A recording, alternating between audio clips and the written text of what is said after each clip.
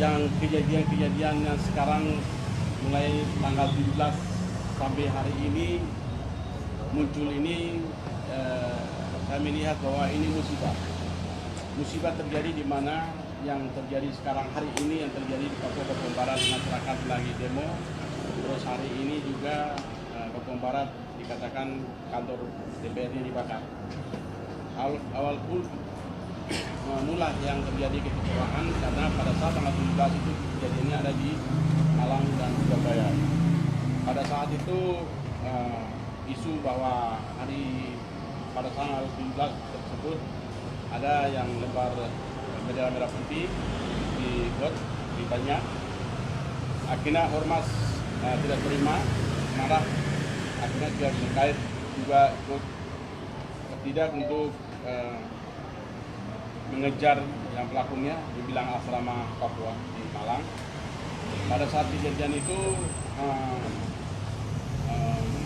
penangkapan atau penyelidikan tersebut merasa bahwa tidak sesuai dengan prosedur, artinya dibilang kekerasan pada saat itu. Ya, saya melihat bahwa masyarakat Papua ini tidak melihat hanya masalah lain-lain. Yang mereka melihat hanya karena merasa kecewa pada saat menyampaikan persoalan itu secara paksa dan harus kekerasan, dan juga dibilang juga kata-kata yang kurang diterima. Kata-kata mungkin dia sudah tahu bahwa kata-kata yang nama binatang dan sebagainya membuat mereka tidak terima dan rasa ketakutan. Jadi kalau kita bilang, saya kembali lagi, hasil kemerdekaan kita memiliki, usianya kan kita sampai 74 tahun. Kalau usia 74 tahun berarti kita sebagai anak bangsa perlu saling menghargai satu dengan lain. Papua perlu dibutuhkan menghargai, karena Papua ini sama-sama kemerdekaan juga NKRI, tetapi mereka masih belajar untuk mengikuti dari mana daerah-daerah yang kemajuannya. Pulau Jawa, mereka belajar menambah ilmu. Perhatikan perlakuan kita sebagai dianggap kita orang tua atau sudah maju, menganggap masyarakat kita ini seharusnya bagaimana menanggapi dengan kepala yang dingin, menerima dengan kata-kata, harus berpikir bagaimana kalau ungkapan kata ini membuat dari dia tersinggung seperti apa, apalagi dibilang suruh pulang, usir. Nah, ini kan nggak bagus kalimat itu, yang membuat saya, wah ini kok bisa terjadi. Itu yang saya melihat. Jadi persoalan ini seharusnya kita sebagai anak bangsa yang sama. Negara ini luar biasa. Negara lain tidak ada memiliki orang hitam. Indonesia ini kaya apa? Kaya emasnya, kaya lautnya, kaya hutannya, apalagi manusia ada hitam ya putih. Dilihatnya kelihatan bagus. Saya selalu ajak Pak Presiden ke Papua. 1 tahun 3 kali ke Papua. Saya nggak tahu kepresidenan dulu, tapi Jokowi, karena saya kepala suku, dulu belum apa-apa saya bikin relawan Jokowi di Papua. Akhirnya saya menangkan 70% Setelah itu, tahun kemarin juga, saya juga jadi kepala relawan juga di Papua. Ini posko saya bikin, Jokowi masih ada di sini, ini poskonya. Jadi saya hari ini saya mau menyampaikan ini atas nama kepala suku. Karena saya sebagai atas nama kepala suku menyampaikan bahwa persoalan terjadi ini tidak perlu kita besar-besarkan. Yang bisa kita mendorong adalah bagaimana penegak hukumnya. Dan kejadiannya terjadi di Surabaya itu, di Malang, siapa yang lempar batu, siapa yang bicara kata-kata yang kasar, terus siapa kata usir suruh pulang, terus siapa yang lempar bendera, ini kita harus bawa ranah hukum, karena kita warga negara Indonesia punya tunduk untuk hukum. Khususnya yang terjadi di tanah Papua hari ini, sedang berjalan hari ini, masyarakat perlu dibutuhkan menghargai, dihargai walaupun dia tidak terdapat dengan kata-kata, tetapi orang Papua ada di Jakarta, orang Papua juga di Aceh atau di Malang, dimanapun, dia orang Malang, orang Jawa, dia orang asli di situ. apalagi orang Jawa ada tinggal di Papua, dia sudah jadi orang Papua. Jadi tidak ada perbedaan orang Papua kulit hitam, tidak ada orang pendatang di Papua, tapi kita sama anak bangsa yang sama. Wajib menjaga negara kesatuan Republik Indonesia, wajib melindungi antara anak bangsa yang sama, dan wajib juga kita membangun Indonesia bersatu, dan juga kita juga sama-sama untuk membangun kemajuan kita, negeri kita ini yang baik, zona damai dan sejahtera, masa depan Indonesia yang lebih baik. Itu yang diharapkan saya sebagai kepala suku menyampaikan.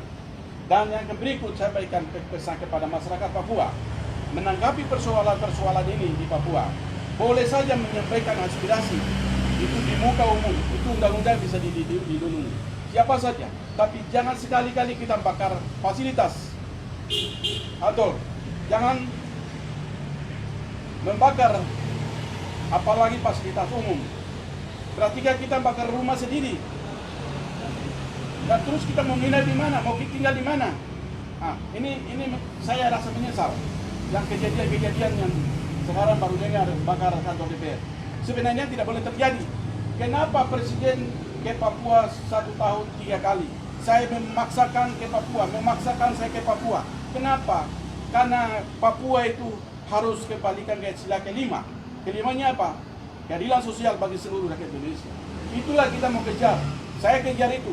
Merdeka dalam pendidikan, merdeka dalam ekonomi, merdeka dalam kesehatan. Dan juga manusia-manusianya harus betul-betul yang berkualitas untuk membangun di tanah ini, dan lebih khusus lagi di tanah Papua. Itulah yang Presiden mengejar sampai hari ini.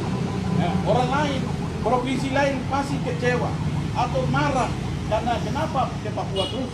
Pak Jokowi kok masuk pendalaman terus? Oh, di sana bilang orang rawan tapi masuk terus, karena Presiden punya hati untuk membangun Papua supaya kita jadi sama, anak bangsa yang sama, bukan lagi terbelakang, tapi kita jadikan terdepan orang Papua. Buktinya di mana? Kita orang Papua, sebelum Jokowi masuk, kita orang Papua belum ada pernah jadi Kapolda, belum pernah jadi Kapolda, belum pernah dapat bintang 2.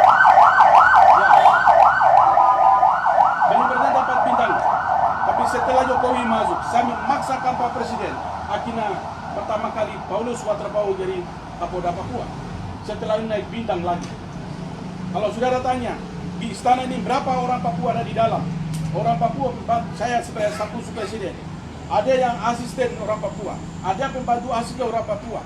Setiap tahun di istana ini ada kegiatan khusus untuk Kementerian Penerimaan CPNS orang asli Papua, rambut keriting, kulit hitam. Berarti kan itu kan sudah mulai keadilan sudah mulai tegakkan. Sudah kita semua kementerian anak Papua itu sekarang 300 mencapai 400 orang. Semua kementerian orang Papua ada. Apalagi di sana semua orang Papua ada. PNS ada.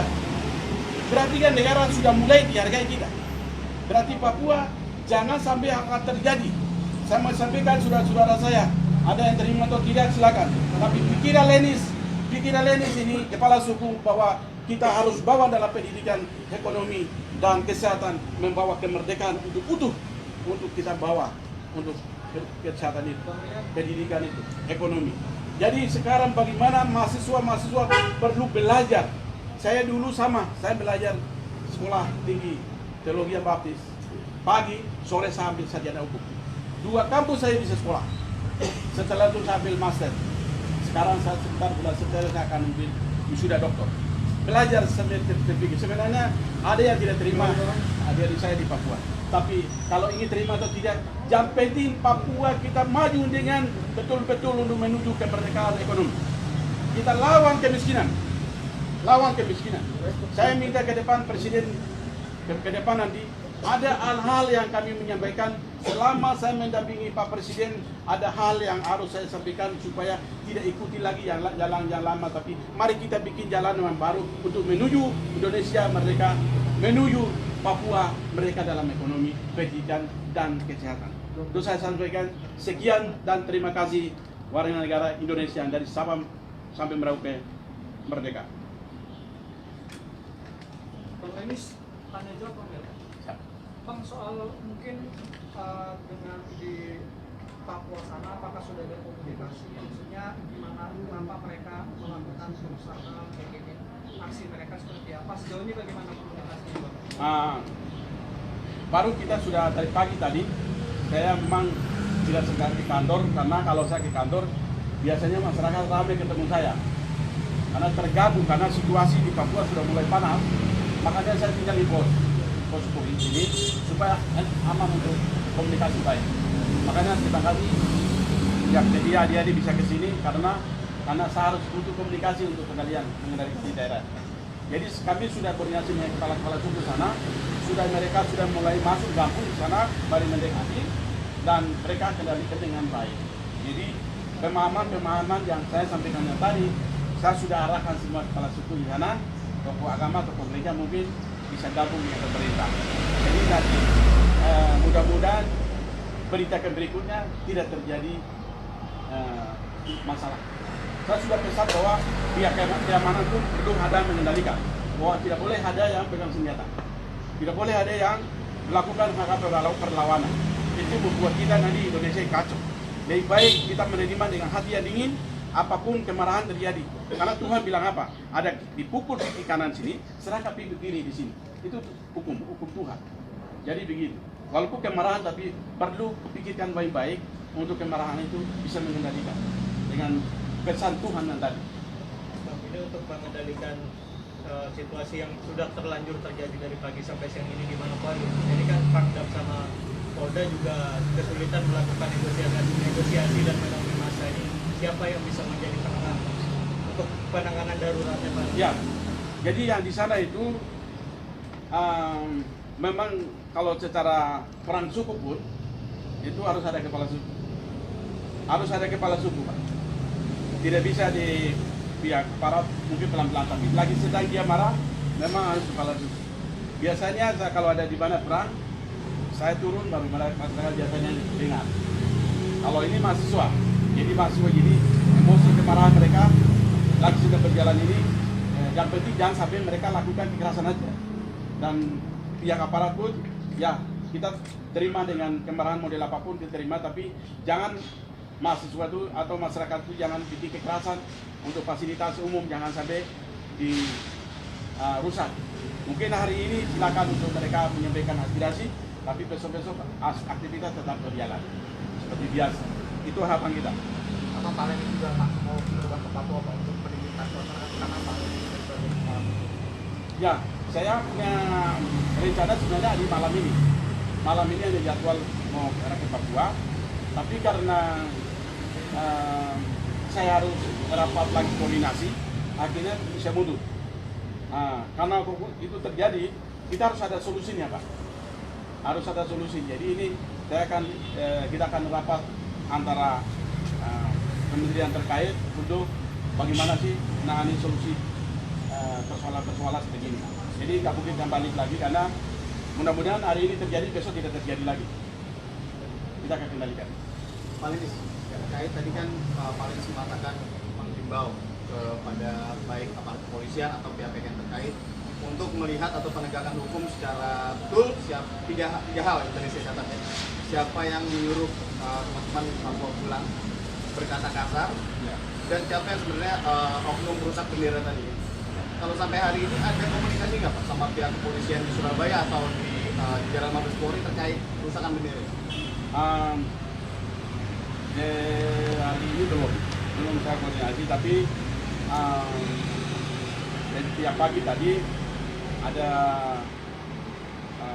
masyarakat Papua menyampaikan juga bahwa untuk tolong dong tegakkan hukum supaya terjadi masalah, karena ini terjadi mulai dari kemarin, sudah mulai kemarahan muncul di Papua. Jadi untuk begitu kita menyampaikan ini udah tangani masalah loh, jangan kamu aksi ke sini begini, udah susah terjadi tadi. Makanya miskomunikasi antara masyarakat Papua dengan mahasiswa itu dia nyambung, makanya terjadi seperti ini. Maka harapan saya mulai besok itu jangan sampai terjadi lagi terasa seperti begini. Dan tentu Pak Polda Jawa Timur menanggapi cepat, ambil langkah cepat supaya bisa terselesaikan.